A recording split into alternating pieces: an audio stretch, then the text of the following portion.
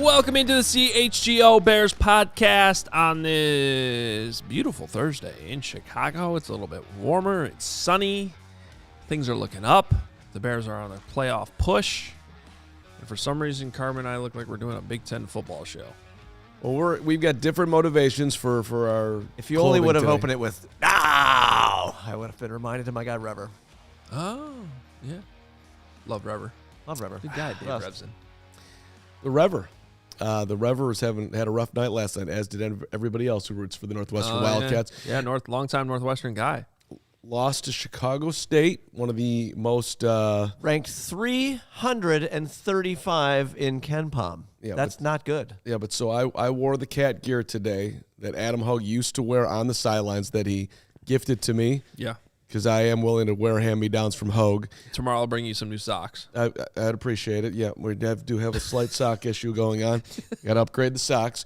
But I wore this today because as I was starting my day and I was thinking about the Bears and the way they started 2-7 and now have won 3 of their last 4 and are sitting here with an opportunity to run the table, damn it, and make it to the playoffs. It's not how many times you get knocked down in life, Adam Hoge. It's how quickly you get back up. And I am getting back up today. The Bears got back up today. The Wildcats are going to get back up today. Your Wisconsin Badgers and your whatever reason you're wearing that for the volleyball team who've been dominating, they're going to get back up. A shout out to everybody out there who has been knocked down and has gotten back up and moved forward. Let's go, Bears. Are you done? I think it's an important message. Casey, you're in. Lawrence, probably not. Not your motto. Wow. Well, now we know why Carm's wearing that. It's a credit to you. Most people would probably hide the purple today after what happened yesterday. Right. I'm not hiding. Or where's all the Chicago State gear? Too? Hey, congrats to the Cougars. Good job. Let's represent. I'm wearing this because the Wisconsin volleyball team is in the Final Four tonight, and this is like it's Wisconsin versus Texas. This is the equivalent of Michigan playing Alabama in the Rose Bowl coming up here in a few weeks. Like just in terms of program status, 2 powerhouses. Hey, as we sit here and do the Bears show, the #1 sport in the country that's talked about every second of every day, shout out to the sports that don't get the same amount of coverage. Yeah, that's all we're doing here. All right. Well, this was not planned, but I guess we addressed why we're wearing what we're wearing today. We have a good show for you planned today. Greg Braggs is still out. I am here. Nick has Halas Hall covered. We're going to talk to him in a little bit about what the coordinators had to say today. Luke Getsy. Liar. Richard Hightower. Dave Borgonzi is the designated positional coach from the defense to do the defensive coordinator press conference, even though the defense coordinator is the head coach. These things happen. Yeah. And, well, they don't, but. It's all right. No problem. And let's see what else we got going for you. We're going to talk a little Jaylon Johnson.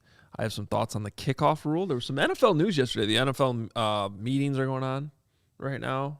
I think they're in Dallas. I don't know where they are. I think Dallas. Can we actually, if I may, because I had a very wide-ranging morning here, Hoge. Mm-hmm. Can I give a shout-out to Dan Campbell to start the show?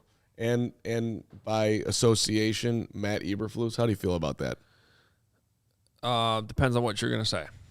Well, no, I know what you're going to say. Yes, let's do this. Lawrence just slid over his chair and is staring at me because he's interested. So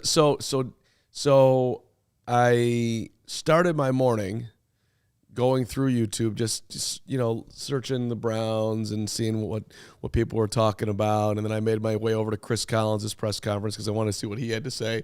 And then the next thing I know, Dan Campbell is being suggested to me. So I click on Dan Campbell's press conference from last Sunday, which I should have watched after last Sunday, but I didn't. And so I'm watching it today.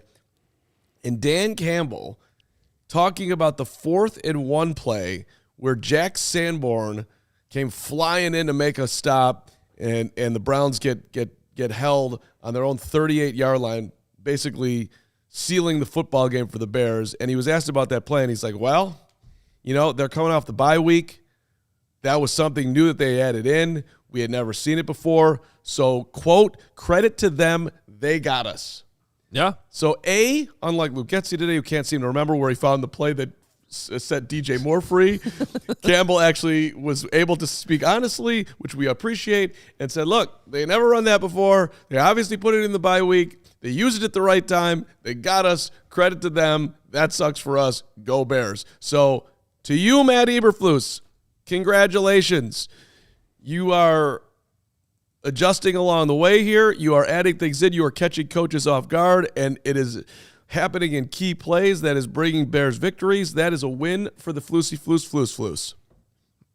I mean, it was a good play, and yes, I mean, credit. Now, flip side, Luke Getsy talked today. Yeah. Luke Getsy said on their 4th and 1 that I've been complaining about relentlessly this week about how they put DJ Moore in the backfield, and 700 people on the defense were like, DJ Moore's in the backfield. DJ Moore's in the backfield. Let's look at DJ Moore in the backfield. Let's tackle DJ Moore in the backfield. He said that the Lions lined up differently than they thought there, and the guy they thought that was going to be on the line of scrimmage was actually back, and it screwed everything up. And Call timeout? Well, he got asked that. Good follow-up by whoever asked it. I was reading the transcript, not listening today. He said he said you could do that, but sometimes in those situations when you're getting the ball to one of your really good players, you're just kind of hoping he makes somebody miss and gets there. The old hope. Now, the old hope. Hey, players do make plays. Now, in the first half like that, in a moment where you're up 10-0, you can go up 17-0 if you keep that drive going. Mm-hmm. I'm calling timeout. But honestly, that's Matt Eberflus's job. Like there's got to be good communication there where the offense coordinator is saying, we don't have this. Can we call timeout? And then it's up to the head coach, timeout. And they didn't do that. So that's kind of on both of them, I would say. And personally, I would have called timeout. But what I want to get here is shout out to Luke Getsy because he took full ownership for that play. Love that. There was a follow-up question that was like, well, basically, could Justin, if he sees that, just sneak it? He's like, well, no, that's on me. Like, Justin, in that situation, Justin wouldn't have been taught to do that. And then it was kind of asked again, and he's like, well, in the future, hopefully we can get to that point where, we can get that advanced. But in this situation, at least, because this has been a constant conversation, it seems like every week, he was not blaming the quarterback at all. He took full ownership for what was a bad play call in a bad situation against a look that they didn't get. So how about this? Coaches taking ownership. Dan Campbell, Luke Getsy. Yeah, Luke is sort of becoming a guy that, at least at times, will be, let's call it overly honest. At least when it's come to the quarterback at times that he's kind of underlined things, but he'll also go the other way and say something super nice. And then I'll say things like today, where'd you get that DJ Moore play that where he walked into the end zone and nobody touched him? I can't remember. Well, let's give full context on that. So, Luke Getsy was asked about I guess we could talk to Nick about this stuff a little bit later too. But shout out Courtney Cronin who asked him. Go ahead. Was that this is the run play for DJ Moore. Has this been in? Has this been something you've been waiting the right time to run? And he was like, we basically put that in during the bye week. Every week we have a meeting where guys have different ideas, and we like this in this situation, and we went for it. And then the follow-up was, well, where'd you get it? And instead of like going down was it Dow Loggins going down the road of like pulling out some play from like the 1940s or something off of some video that was really cool. Getsy was like, I don't know where we got it. Yes, you do. I watch a lot of college games. I watch a lot of the NFL. It's part of my job. He said it was an NFL game. He just couldn't remember which one. I got it from the NFL, but I just, to be honest, I can't remember. Hey, Luke, love you, pal. Love you walking up there every day, kidding around with everybody, busting out the sun kissed. It's beautiful. Yeah, I'm not telling you where I got that one from. Yeah, he just he just didn't want it. People to know where he was getting stuff, which I get it. Coaches are paranoid. But that's fine. Whatever. We don't need to make a big deal out of that. Good to see Herb Howard, by the way, in the chat here. To be honest, though, I would probably do the same thing. I'm not sure. Like we've put in a few plays at Carmel where I actually just literally name them after a team. You know, where I got the play from. Where do you have the time to scout other high school football teams? You are the busiest cat on the planet. This dude does not sleep. Shout out Hoge. You're not listening. One, I scout the teams we play because I have to. That's part of the job. Oh, what I'm talking about is if I put in a play I see from an NFL game. Oh. Yes. Okay. If I saw a block that, like let's say a field goal block that I saw, a certain NFL team run this year, which I'm not going to tell you now, Carm, because I don't want you to look it up and know which one. And then the team we play week 1 will then know it. That's why I'm not telling you. I'm with you, Luke. You don't tell anyone where you got that play. Even though we all saw it, now we all know it's on film, and we can all see it this week. Yeah, that's weird. But you want to keep that a secret, go ahead. And I get it now. You're not watching other high school games. You're watching NFL football mainly and the teams that you have to scout. Shout out to Herb Howard, who's in the comments. He said he loves you, Carm, but he loves me more. It's just it's incredible that a guy like Herb, who I've nurtured in this business, who you've nurtured Herb. I give obviously to the Bigs gets the number one credit, but Mark Grody put Herb on the score back in the day, and I heard Herb on. I was like, my guy Herb, I want to meet this dude. He sounds like he's got his stuff together. So then in my prior job, I put him on Fanside. We were building something. And then CHGO came calling, and here we are. So like we were there together, me and Herbie. We were doing something, and now, today, like Hoge Moore, it's unbelievable, Lawrence. It's not just today. I mean, where does he get off? It's every day. Where's the loyalty? I mean, just give me some fake loyalty. Well, he said he loves you. That was fake. Oh, there's the fake. I got it. All right, let's get into some Jaylen Johnson conversation. We talk more about what the coordinators had to say in a little bit. Nick's going to join us from Halas Hall shortly, but we've actually had this on our rundown for like 2 days, and then other stuff's come up. Yesterday was the Yannick Ngakoue conversation, so let's get into this because Jaylon Johnson. Just first of all, shout out to Jaylon Johnson. He's been balling out. He's been awesome. He's getting interceptions. He's dropped a couple pick sixes, but now he's catching the ball more, and it just feels like that pick six is coming. Like it's just going to come at some point. He's been playing at a high level. I believe Pro Football Focus now has him as the number 1 rated corner in the entire league this year.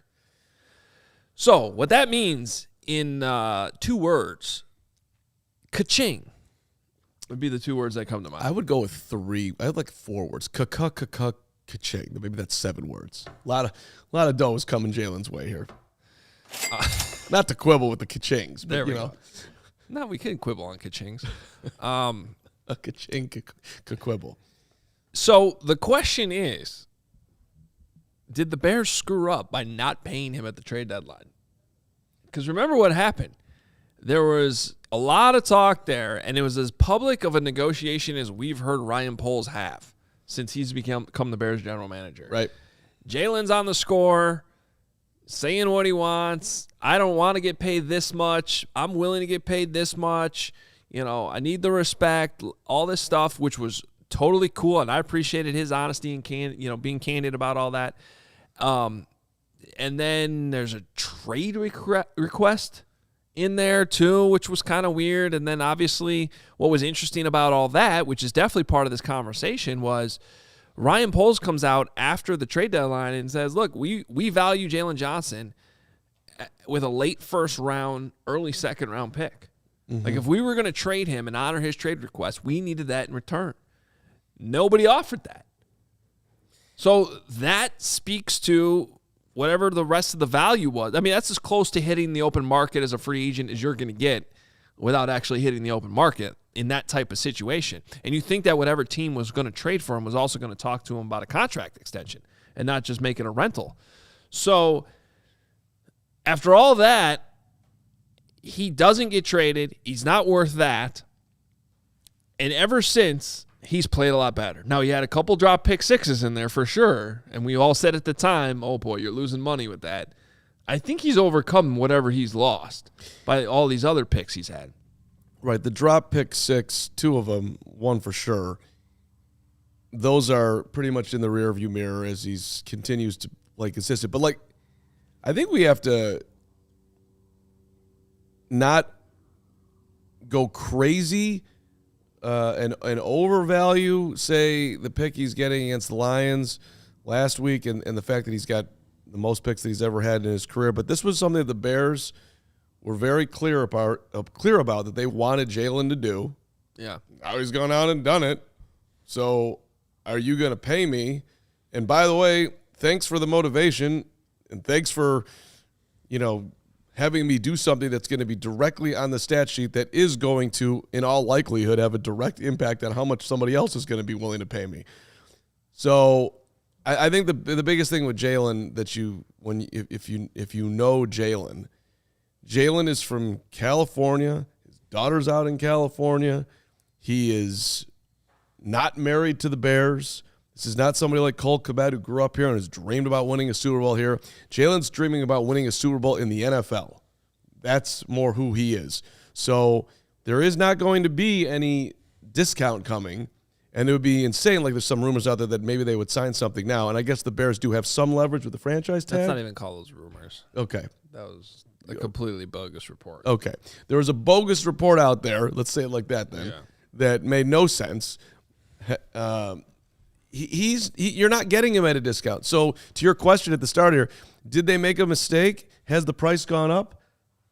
I mean, no one's going to really know for sure, but I think logically, yeah, I think the price is rising for Jaylen basically every week. Well, those are two different questions. Here's a super chat from Robert Lee, $5. I think players that play great in a contract year tend to regress the following year. Not a fact, just my opinion. What's yours? CHGO the best. That is certainly a thing that happens. Now, what I would say is I don't know if that's always the case for somebody who's right at the end of their rookie deal because that is considered the prime.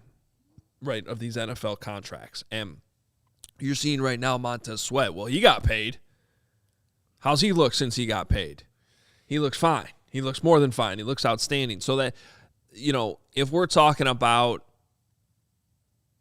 I think that applies more in other sports than football. I think if you're talking about a guy who's closer to like 30, who gets that third contract, then maybe sometimes that happens.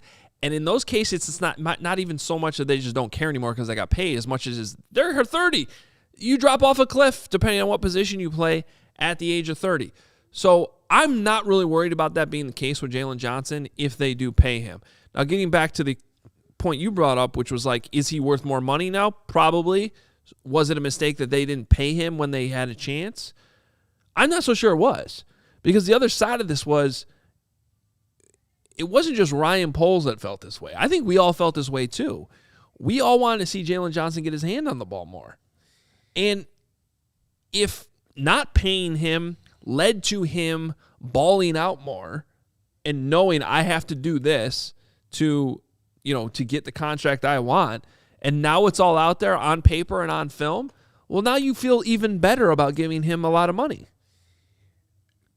Yes, I suppose, but I don't get have we not been able to look at Jaylen Johnson and realize that this is, wherever you want to rank him, Pro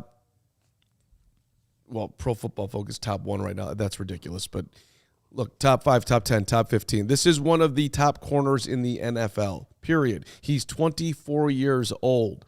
You need good cornerbacks to win in the National Football League. This guy is in your locker room. You know his character. And why would you not want to pay him? I like keeping good players. Jaylen Johnson is a good player. And you can get creative with how you pay guys and the Bears have a lot of flexibility. So there's just a lot of ways they could go about this. I'm paying Jaylen Johnson. Period. End of story. So hey Jaylen, we need to see more interceptions. Okay, I'll go get you some picks. I'll do my job a little bit different. So now he's getting some more interceptions. I don't know. I don't understand why this has been such a big mystery here. They could have signed him a long time ago. Yeah, but okay. So do you think that they don't want to sign him? I think that they get a little too bent up on a number and trying to negotiate versus like just get the deal done. So sometimes you just got to get it done. Well, I do. Even if you're a little uncomfortable. Yeah. Okay. So to what you're saying is something we've talked about, and I believe this is Ryan Poles in this front office, is like they are really trying to stay disciplined on the value they put on a player and not going over. Right. Okay, I can tell you for a fact it's why they did not sign Mike McGlinchey last year. It's why they did not sign Javon Hargrave. Both of those players they were interested in, but they had a number, and maybe if it's close, they're willing to budge. I think that's the part we maybe haven't seen yet. But both of those contracts went way over their number, and they were out, and that's fine. There's a difference here, though. Something I want people to keep in mind is the position here. Because, first of all, I'm with a lot of people in the comments right now. I'm tired of seeing good Bears players leave. You drafted a guy. It worked out. Let's pay that guy. Let's keep homegrown talent here. No more of this Roquan Smith stuff, right? Now, there is one key difference, though, from Roquan Smith, and I think it's the positional value of a corner. So if you're thinking, oh, they like Terrell Smith, they like Tyreek Stevenson, maybe they feel like they can just sign one other guy a lot cheaper and the total sum of the parts equals what Jaylen Johnson was giving you on the field, but the money overall is less, which is kind of similar logic with what they did with Roquan Smith. Let's get two guys for the price of one. The difference, I think, is the value of the inside linebacker position compared to what you need from a really good corner that can shut down a half of the field. And I think that that's too valuable. Jaylen Johnson's too good. He's earned it. It's also about what you show those players in the locker room, which is something we've talked about with Cole Kmet, we've talked about with other players. They want to see their teammates get paid too. Right. And that's important. And they did it with Cole, but Jaylen Johnson was close to getting paid. They wouldn't do it. People in that locker room were paying attention 100%. We talked to Cole about it at the deadline. And now he's done nothing but ball out. You got to pay him. Now, where I still think this ends up, though, if I'm being honest, and I had to put my money on it, franchise tag. I think this is headed to a franchise tag. And do you think they work out a contract while he's on the tag? If we would play it all the way out?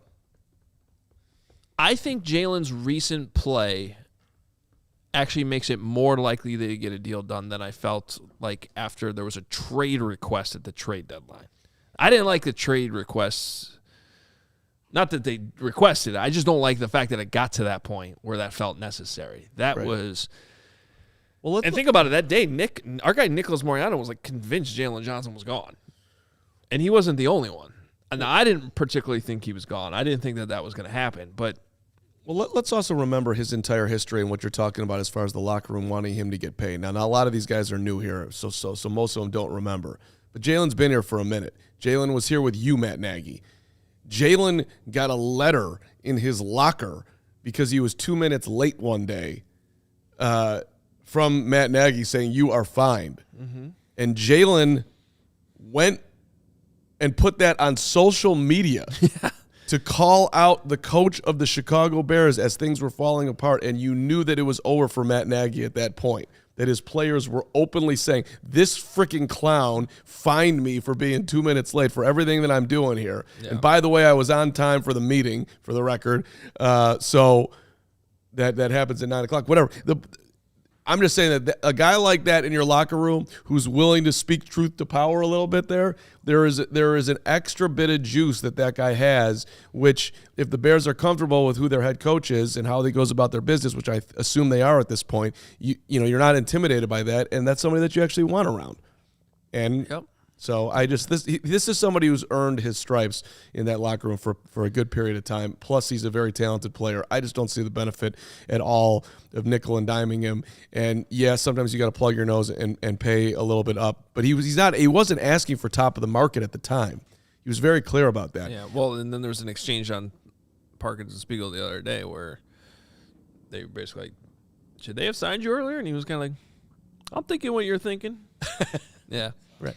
Ben Wunderlich, $20. They for sure missed out at the time. With all the cap space we will have, why are we holding on for so long and not backing the Brinks truck up to JJ's door? I still think there is a strong possibility he gets a bag and stays. Yeah, I think so too.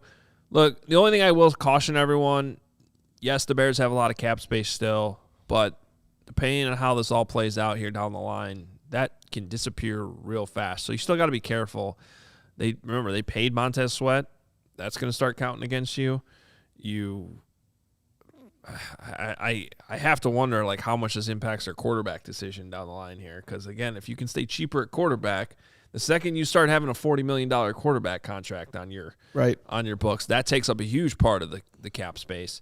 So, it gets complicated when you start talking about it that way. Right, and are you going to try to add a premier guy to be with Montez? That's going to be super expensive. I mean, I think that has to be, I hope, is the biggest calculus for Ryan here, where he's thinking about, look, I got to have this, I got to have that. And so, yes, I want to have Jaylen, but the luxury of overpaying him in his mind might be something that we can't do because I did inherit this roster that had a zillion holes. So as much as I'd like to keep Jaylen, I'm going to prioritize elsewhere, but I would just, again, to what we just said a zillion times over, cornerbacks matter. Young cornerbacks who are really good matter. I don't think the Bears are going to regret paying Jaylen if they choose to do it. The roster had more holes than your socks today. Chef MAC, $2 super chat. If JJ gets tagged, I bet he would sit out. No way. Well, that's the other thing, too. Well, I don't think he'd sit out to the point where once the season starts, but I definitely think there would be a holdout. Yeah, no, right. Okay, fine. Remember, he didn't even show up to the voluntary portion this past year. No, that's until fine. late. I agree. He's not going to be. He won't be the first guy at training camp if that happens. Yeah. Hey, with Empire Today, you get shop at home convenience, the right product for your needs, quick and professional installation, and a low price guarantee. Empire Today is the best place to get new flooring. So, of course, they have copycats, but Empire can't be beaten on quality, service, speed, so competitors advertise low-quality products that Empire simply won't carry. Empire won't promise the lowest prices because anyone who does that is putting flooring in your home that they wouldn't put in theirs. Empire takes care of you with their philosophy of helping you find what you need, not overwhelming you with thousands of choices and substitutes. What they leave out of their selection is as important as what they put in. Empire's product team exhaustively combs through thousands of product samples each year to find the perfect styles. And their virtual floor designer is a great way to see how new floors will look in any space. It's easy. Just snap a picture and instantly see how new floors will look in your room. Plus, Empire services their own warranties, so if an issue does arise, all you got to do is call Empire. They service all warranties themselves. You won't have to track down a manufacturer's phone number. Schedule a free in-home estimate today. All listeners can receive a $350 off discount when they use promo code CHGO. Restrictions apply. See EmpireToday.com/CHGO for details. And need the perfect bag for game day? Adam Hoge is about to model the Varsity Coolers option here. They got you set for game day and beyond with the best portable cooler and weekender duffel around. Look at it. You got the exterior, the team colors. On the bottom, as Hoge is showing you, is a beautiful map of the city. That's sweet. The banner's got the landmarks, and the lining is a food scene. We got the hot dog situation. Thank you for all those who chimed in on our hot dog conversation yesterday. Hoge got completely done wrong at Navy Pier. And to Jeff, 85697-5687 on Twitter. Hot dog right there. We love you back, brother. Stubbles has a cooler. It fits in your golf cart. It's perfect for Christmas, Hanukkah, any holiday gift. It's built to show up to a party in style, walking around town, your gym bag, all of it. This is what you want to do. Go to varsitycoolers.us, varsitycoolers.us, and use that code CHGO at checkout. 10% off your order. Hook it up. It's a sweet gift for anybody, your Bears fan, or you're any football fan in your life. Nicholas Moreano coming up from Halas Hall here in a few minutes. I got some Cleveland Brown stuff for you as well before we get out of here today, whenever you want to do that, Sir Hoge. As I'm learning the Browns and learning the injured Browns. It was a great morning of learning Cleveland Browns situations. Agbo Okoronkwo. Played a half Good job. He played a half last week with a torn pec. Dude tore his pec and stayed out there. A torn Matt Peck? Matt Peck is so excited about what the Bulls are doing these days. Never seen a guy has more belief in a franchise than Peck has in the Bulls. Does he really, or are you being sarcastic? I am being sarcastic. Okay, I was going to say, because I wasn't getting that same vibe. Yeah. Let's talk about the Browns for a second. Very, very interesting, but not necessarily exciting team. Does that make sense? It's pretty fascinating what they're doing. I will say this. If this game was being played at Soldier Field, I think 100% I'd be picking the Bears this week. Interesting. But they've been a different team at home. The only home game they lost was when they played the Ravens without Deshaun Watson. Not that Watson was playing that well, but I believe that was DTR's first start, Dorian Thompson-Robinson, and he had 3 interceptions in that game. So they've been pretty good. And I was watching some of the film of Joe Flacco, and it's like... Was it elite? No, it wasn't elite, but it's kind of exactly just what they needed. They have a good team. They play well. They're well coached. They have a good defense. They literally just needed a veteran that can just operate the offense. And that's really all Flacco's doing. He's being able to get down vertical a little bit more than the other quarterbacks were able to. But it's still kind of hilarious when he tries to move. And he's not perfect. I saw plenty of throws that were off the mark still. The last time that Joe Flacco played double-digit games in an NFL season was 2017. It's crazy. Okay? Yeah. He was with the Jets, if people are forgetting, for the last 3 years, in which he played a combined 12 games in those 3 years. All right? He was sitting on his couch, eating his mother's food, watching the Browns play football. And he was like, I can help that team.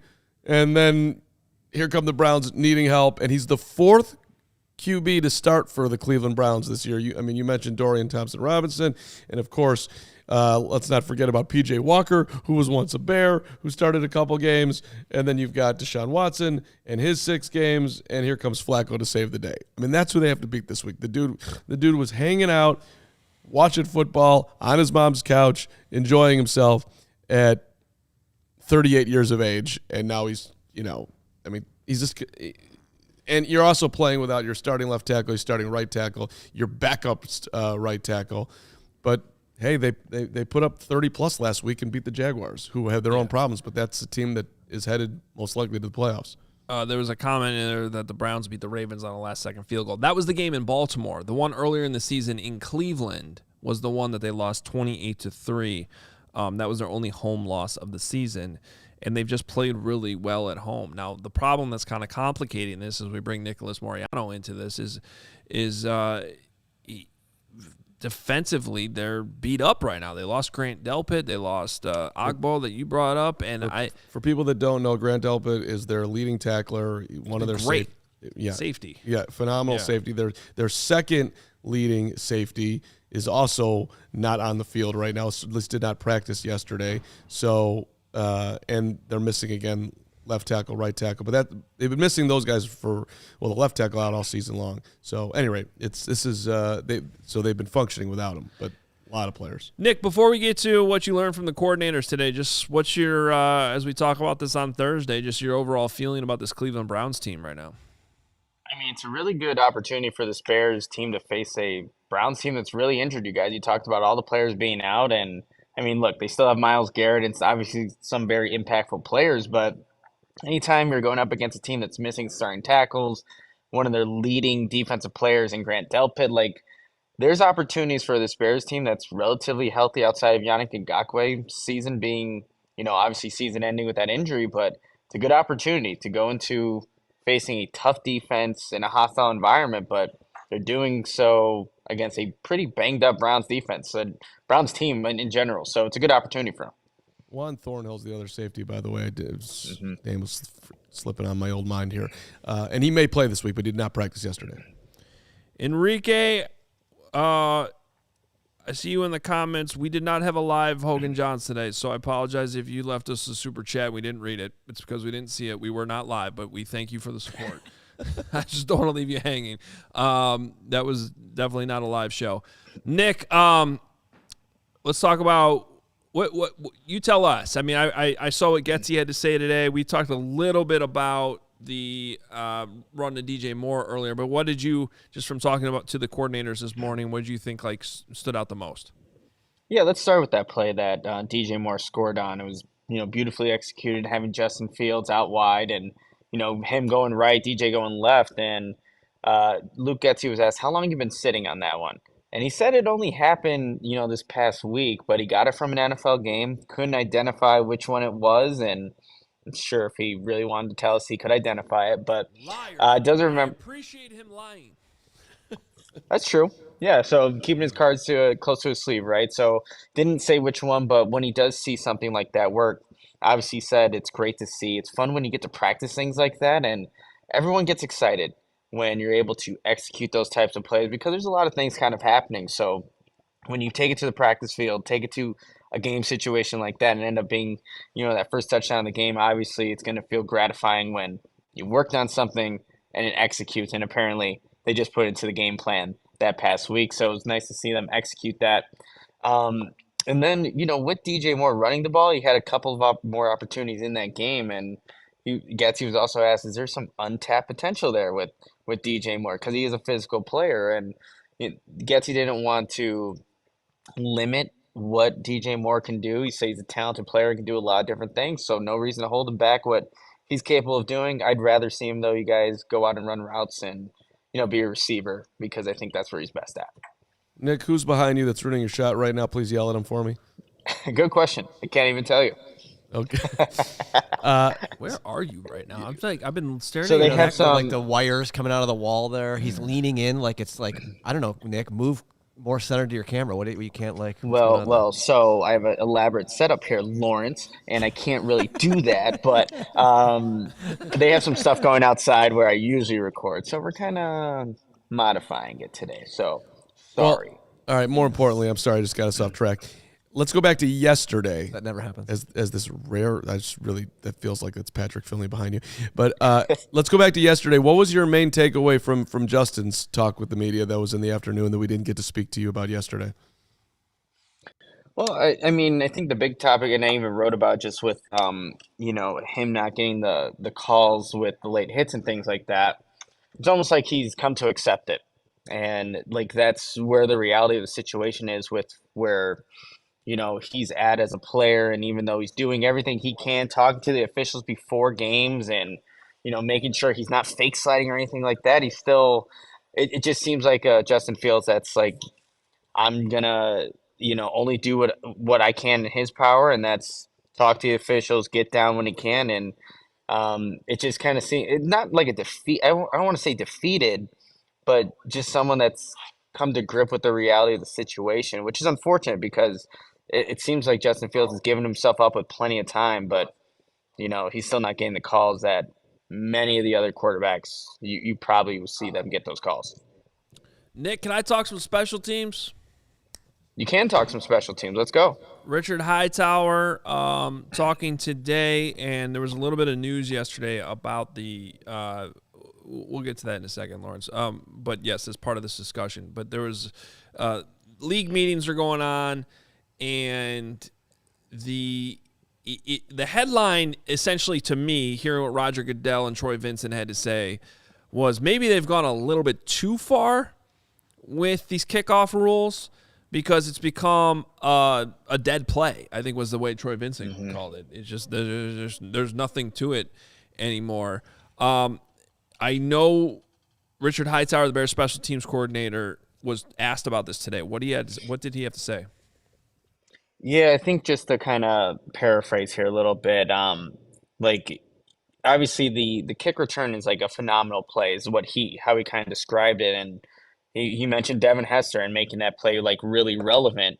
But you want to keep that type of play in the game, you guys, and I mean he said they call it football for a reason. It's because you kick the ball. You start off the game with that exact type of play, so you want to look at it and look into the offseason how you can kind of make it even better, because at this point, like I would agree, it's almost become sometimes irrelevant. There are obviously some times where maybe with the cold weather, you're seeing more of those opportunities to return the ball, but for a guy like Richard Hightower, this is where he makes his living, right? Game planning and designing things so that, this part of the phase can be a factor. And I think that's kind of like how he was kind of putting it. He still wants it to be a part of the game. And again, it's called football for a reason, like you said. Who asked him if he wants to be a football czar? Oh, man, who was that? I think that was Patrick Finley. Yeah, that sounds like a Finley question. Yeah, and he was like, no, I got enough to worry about. Let's see this graphic. This was courtesy of NBC. I saw this because I was trying to figure out what was said yesterday, and I think Florio and Chris Sims were talking about this, and they put this graphic up. Carmen, look at this. Yeah. This is incredible. This shows you what has happened to the kickoff in football. So going back to 2002, when they went to 32 teams, 93% of the time that the ball was being kicked off, there would be a return. This shows how it has changed through the rule changes that have happened over the years since 2009, 2011 new rule, 2016 new rule, 2018 new rule, and then now you can fair catch it. We have gone from 93% of kickoffs being returned to 20. 1 out of 5 kickoffs is even getting returned right now. It really is a dead play. That is, when you put it up there on the screen like that, good job by NBC. That is crazy to think about. And I believe it or not, loved what Roger Goodell had to say, Nick. He said, look, we have to find a way to make this play exciting again while also keeping it safe. And he's like, we've done it before with other things, and that's got to be our job here, is to fix it. So sounds to me like the fair catch rule is actually going to go away. This was a 1-year experiment. But I wonder if they start going into some of the stuff like the XFL did with this crazy formation where the team's already like on the opposite side of the field when they kick off. Like stuff like that to play around with.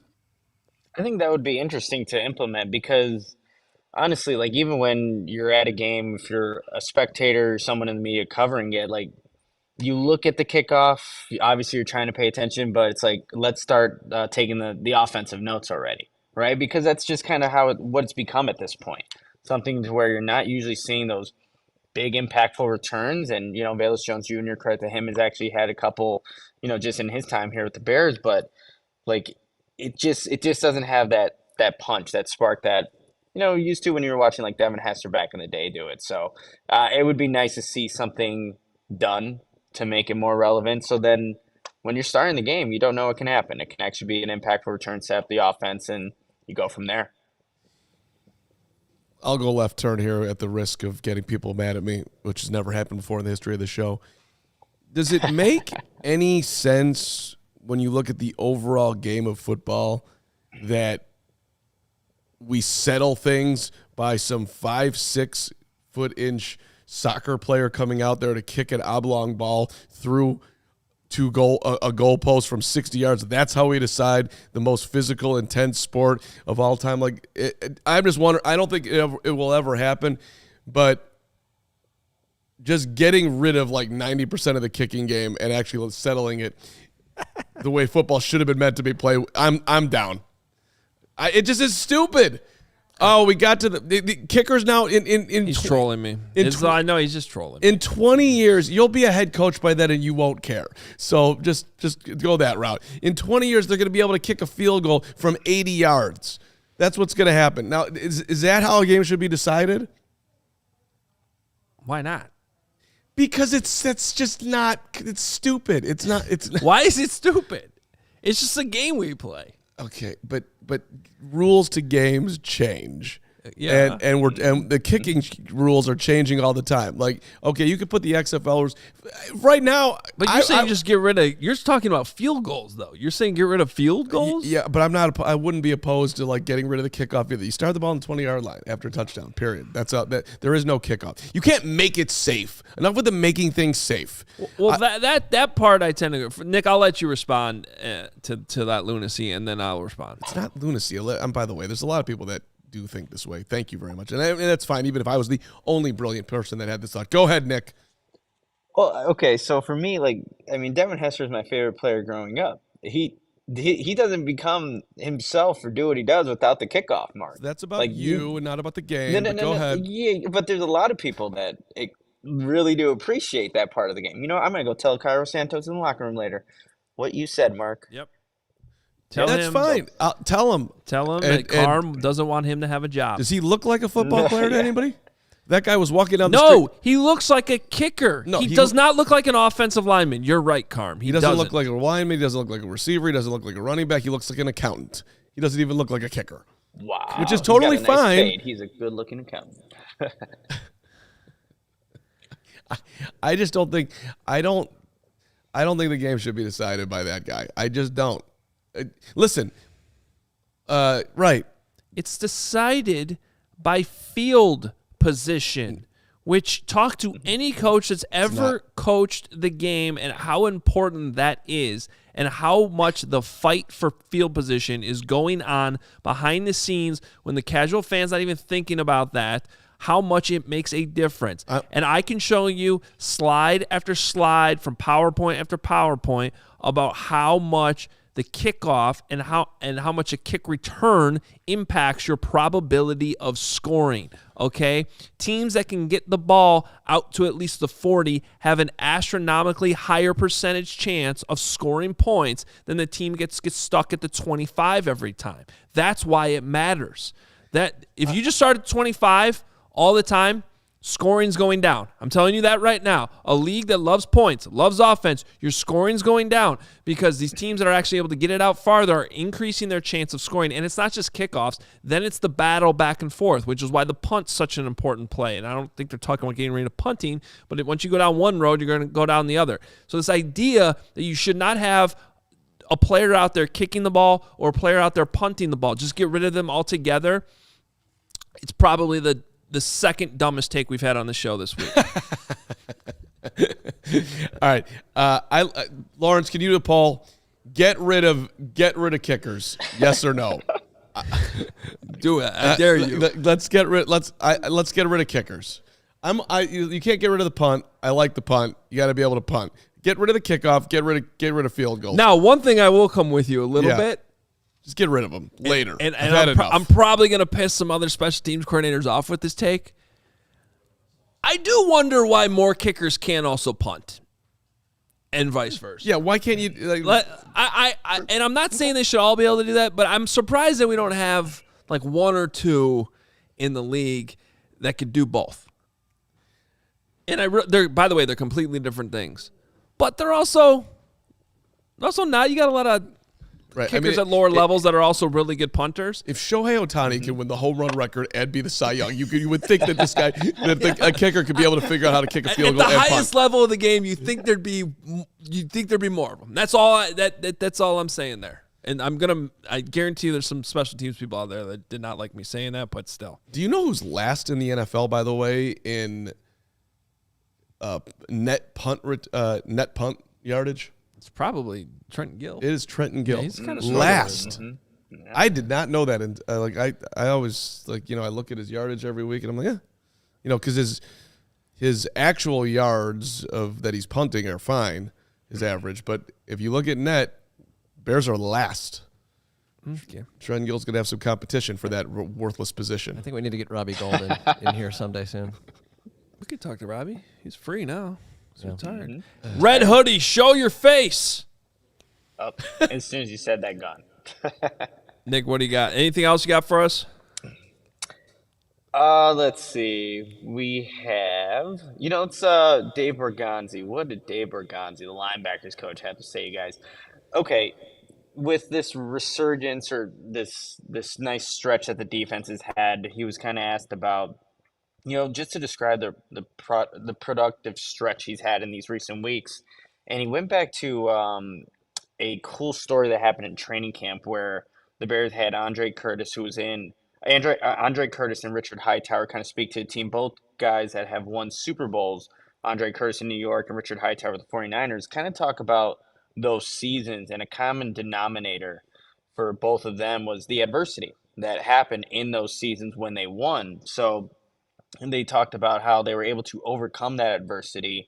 And, there were moments that were obviously bad for both of them, but they came together in those seasons to ultimately get the one prize that everyone's looking for, that Lombardi trophy. So he was asked just again how that relates to what's been going on here. It wasn't all good at first, you guys, with the defense. Their rush defense was pretty consistent, but they weren't getting the turnovers. But this nice stretch that they're having, everything's coming together. So he shared that story with us about how they had that in training camp and maybe how it can be relevant to what this team is trying to do now, win out, and who knows what they can end up doing. But, even teams that win that ultimate prize, it doesn't start off right, but it's how you finish, right? And that's what this Bears team is still trying to learn, still trying to do.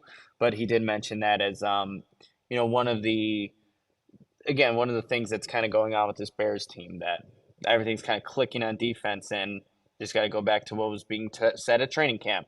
That's not going to start off right, but it can end up being a lot better later on in the season. All right, Nick, great stuff. Good work out there this week. Everyone should go check out Nick's story, too, that he wrote on the Justin Fields getting hit late issue because he talked to a bunch of players about it. So that's up at ALLCITY.com.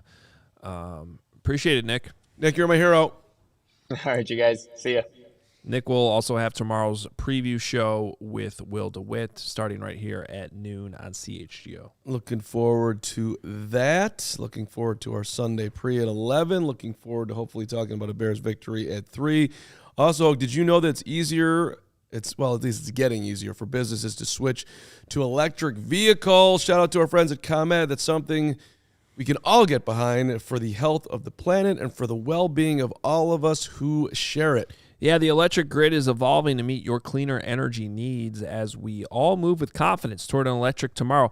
Whether you have one delivery van or a whole fleet of shipping trucks, ComEd can help guide you to make the changes that make sense.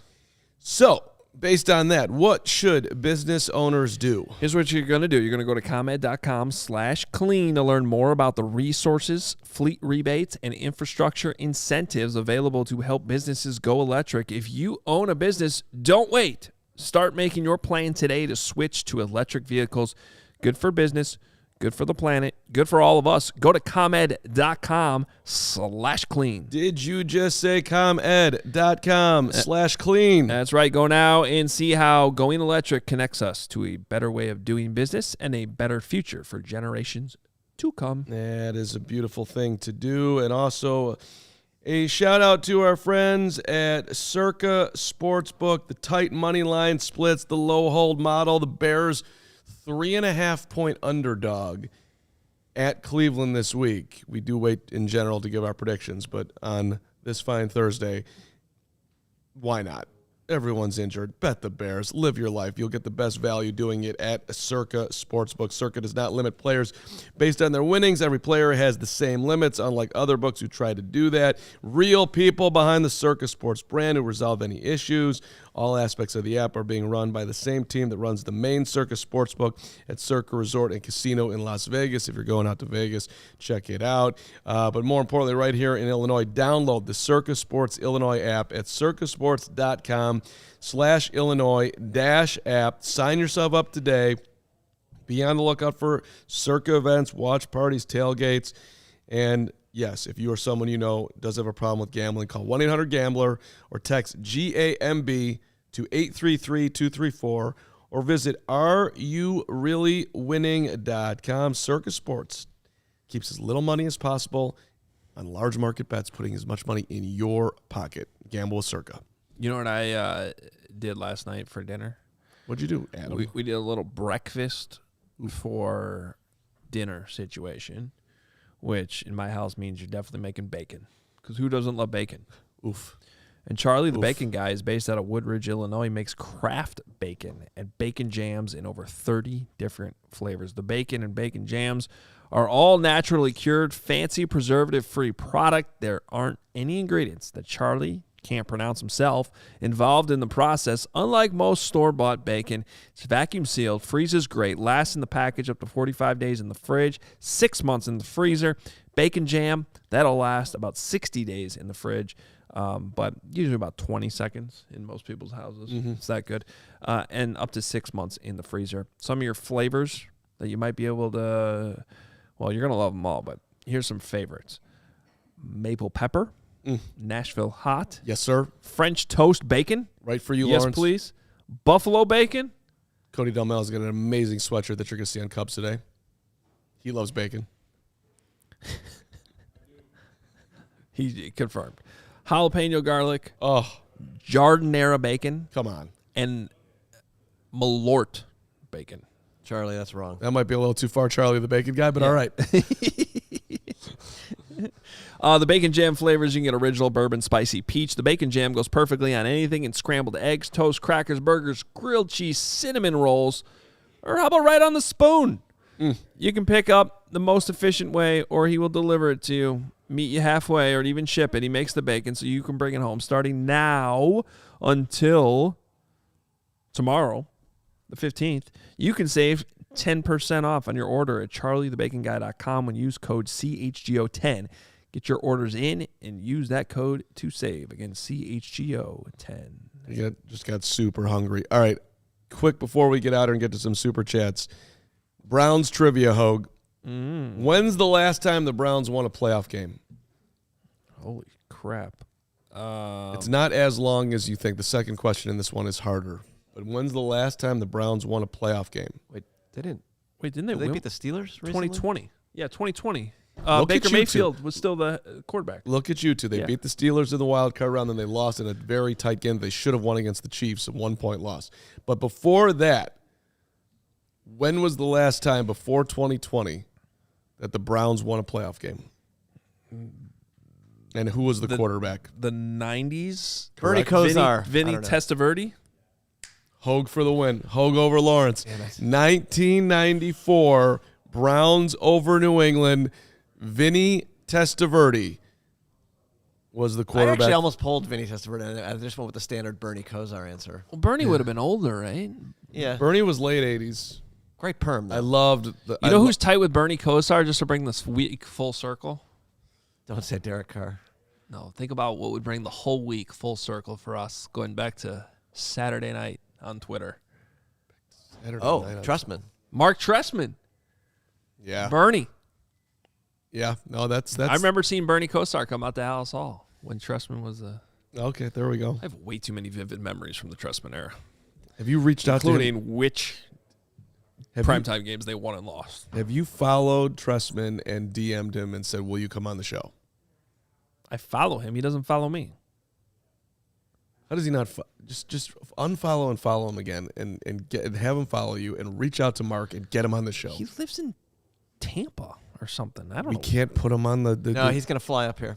Yeah. Well, I how's want this? him in studio. How's this? I'm going for the big Trestman I'll interview. fly him up on Carm's dime if Trestman will come. Trustman, don't fly Spirit.